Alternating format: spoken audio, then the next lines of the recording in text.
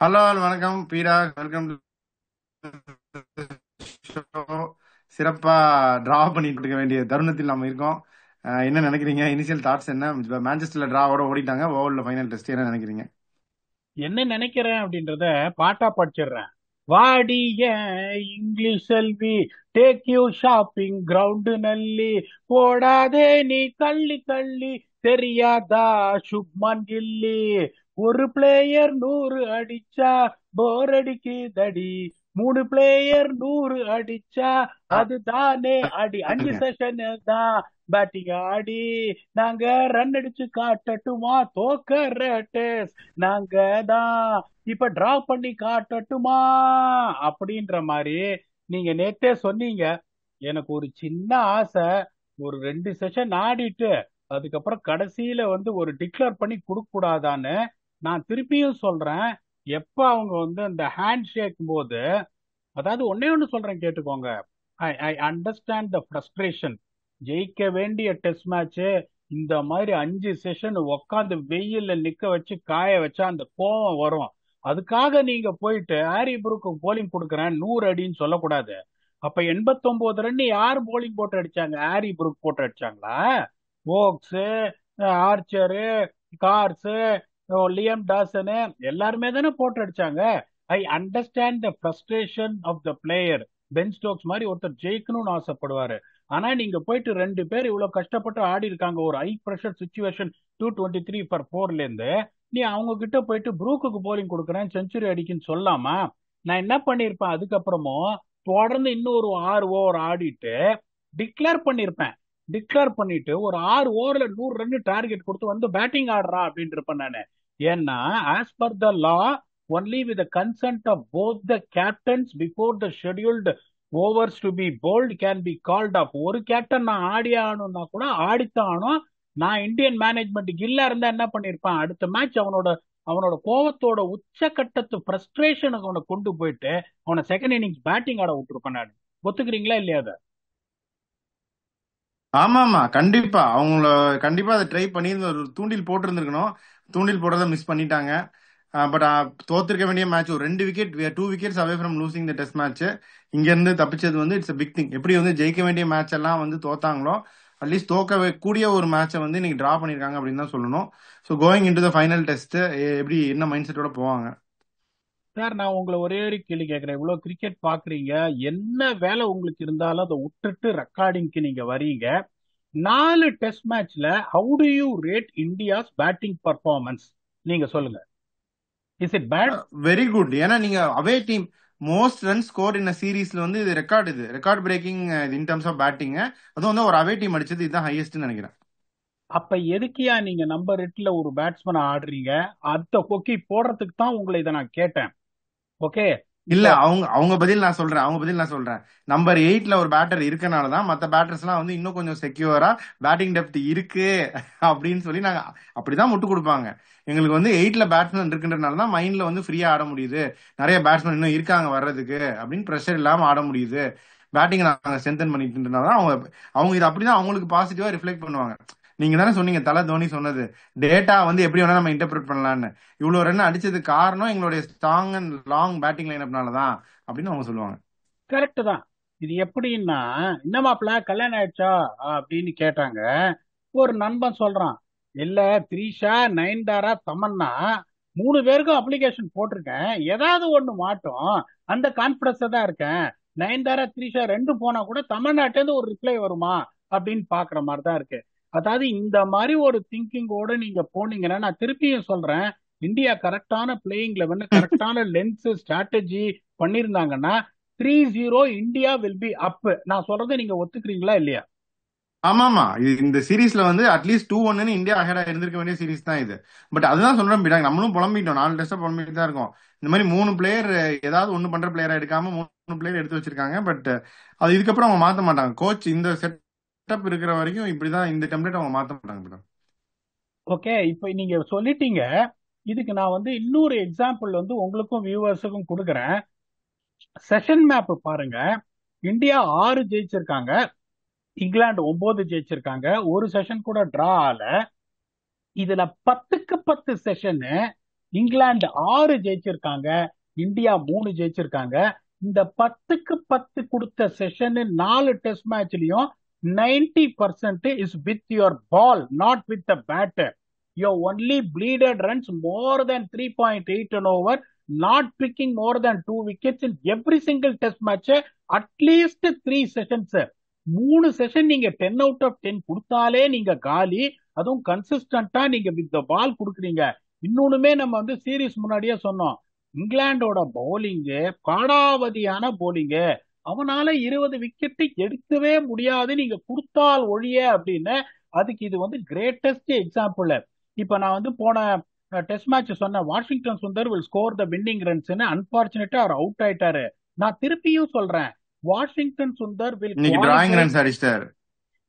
Washington Sundar will qualify just as a batsman for India home and away in test matches. He has got a solid technique. He has started his career in under 19 as an opening batsman for India and he has shined like anything. அப்படிங்கும்போது நீங்க எப்படி யோசிக்கணும், Bumrah tired ஆயிட்டார் sir. Bumrah நான் ஆனஸ்டா சொல்றேன், இதுல 4 பேர் என்ன பண்ணுவாங்க, ஒரு ஸ்டாட்ஸை கொடுப்பாங்க. பும்ரா வந்து கடைசி 10 டெஸ்ட் மேட்ச் ஆடின எல்லா டெஸ்ட் மேட்சும் இந்தியா தோத்து போச்சான். இந்தியா எல்லா கடைசியா ஆடின 12 டெஸ்ட் மேட்ச்ல இந்தியா எவ்வளவு டெஸ்ட் மேட்ச் ஜெயிச்சிருக்காங்க நீங்க நினைக்கிறீங்க? ஒரே ஒரு டெஸ்ட் மேட்ச், 2 டெஸ்ட் மேட்ச் தான் ஜெயிச்சிருக்காங்க. 12 டெஸ்ட் மேட்ச்ல 2 டெஸ்ட் மேட்ச் ஜெயிச்சிருக்காங்க. அப்படிங்கும் போது அதுல பும்ரா ஆடினதுனால தோத்து போச்சு அப்படின்றாங்க.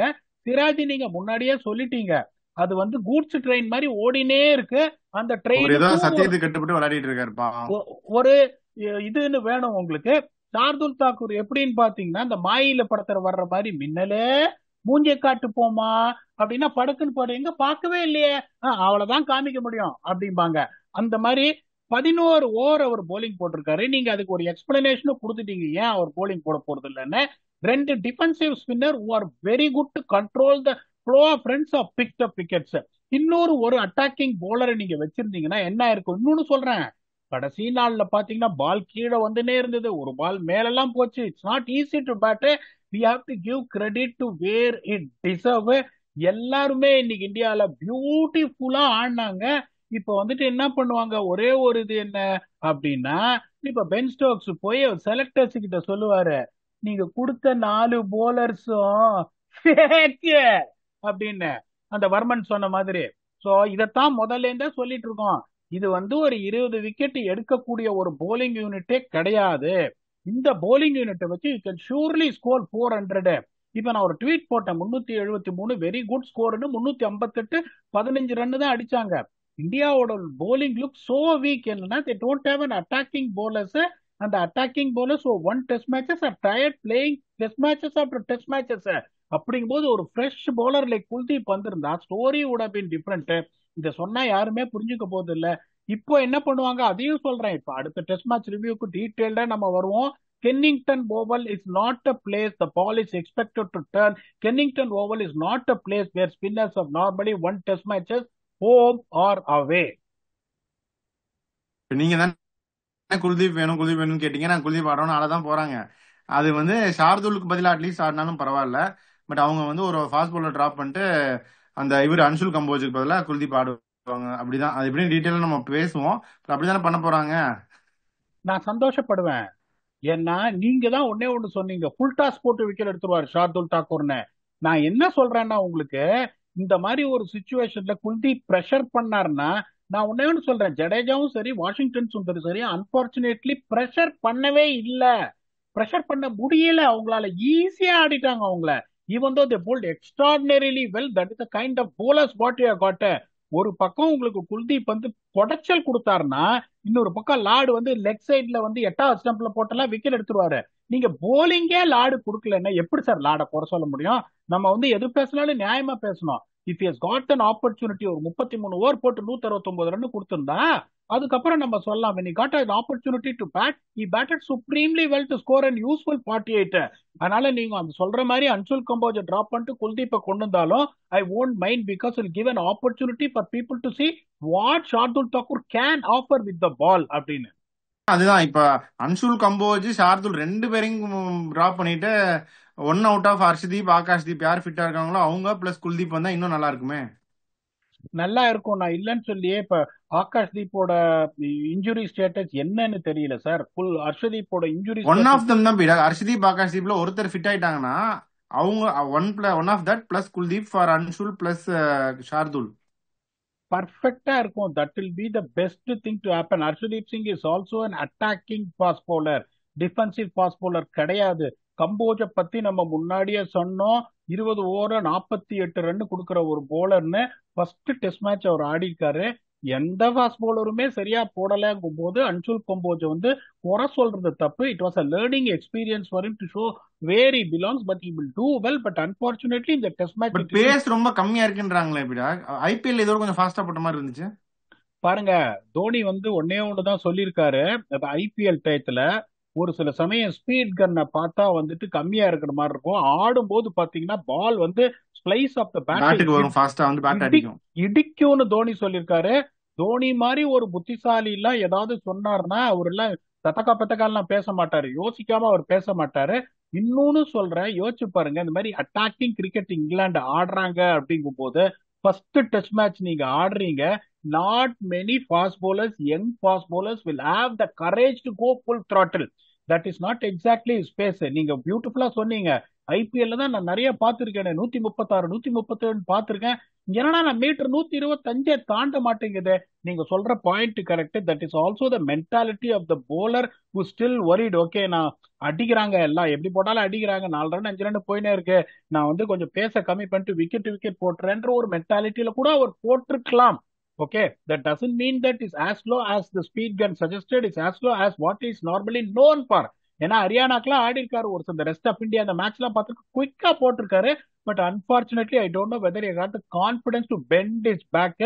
That is absolutely fine. நீங்க சொல்றது தான் கரெக்டான ரீப்ளேஸ்மெண்டா இருக்கும். Even though it is going to be hard and Shardul Thakur, Harshdeep Singh or Akashdeep should come in place of Shardul Thakur. அதுக்கப்புறம் வந்துட்டு இவர் உள்ள வந்தே ஆகணும். யாரு, குல்தீப் யாதவ் வந்தே ஆகணும். அன்சுலுக்கு பதிலா குல்தீப், அன்சுல் பதில குல்தீப் தான் கரெக்ட் சாய்ஸா இருக்கும் உங்களுக்கு. ஆனா ஒரே ஒரு பிரச்சனை என்னன்னா, there is a good chance that Kuldeep might not be effective as much as he should have been in the 4 test matches. உடனே people should not really come up saying that எல்லா குல்தீப்னு உலகமே சொல்லி எடுத்துட்டாங்க. குல்தீப்பை பாருங்க என்ன விக்கெட் எடுத்தாரா அப்படின்னு உங்களை தான் கேட்பாங்க. நம்மளதான் நம்ம வீடியோ போட்டு ஸ்கிரீன்ஷாட் எடுத்து கேட்பாங்க. இல்ல சார், ஒவ்வொரு தடவையும் வந்து அந்த ஸ்பின்னர்ஸோட எஃபெக்ட் என்ன இருக்குன்னு நம்ம கேட்டுட்டு இருக்கோம். இப்ப நான் உங்களை வந்து ஒரே ஒரு கேள்வி கேட்கிறேன். ஷேன் வார்னர், லான்ஸ் கிப்ஸ் இவங்க எல்லாம் இங்க விக்கெட் எடுத்திருக்காங்கன்னு சொல்றேன். நான் வந்துட்டு I got my immense respect of Ravindra Jadeja as a bowler, what he has done in home. Washington Sundar, what he has done is home when he picked up 13 wickets. நான் உங்களை கேட்கிறேன், can you compare the kind of bowlers, spinners, what they played in test match, that is Jadeja, Washington Sundar and Liam Dawson, to the likes of Lance Gibbs and Shane Warne? Please give me an answer on this in your expertise. இல்ல கண்டிப்பா class difference பெரிய லெவல்ல தான் இருக்கு, நம்ம அப்படி சொல்ல முடியாது. பட் அதான் அவங்க செலக்ஷன் எரர் தான் அன்பார்ச்சுனேட்லி. பட் டிராவோட முடிஞ்சிருச்சு. இன்னொரு கேள்வி கேட்கிறேன். பும்ரா இப்ப அவரு முதலே சொன்னாங்க 3 டெஸ்ட் தான் ஆடுவாங்க அப்படின்னு சொன்னாங்க. பும்ரா ஆல்ரெடி இப்ப ஆயிருச்சு கணக்கு 3 டெஸ்ட்.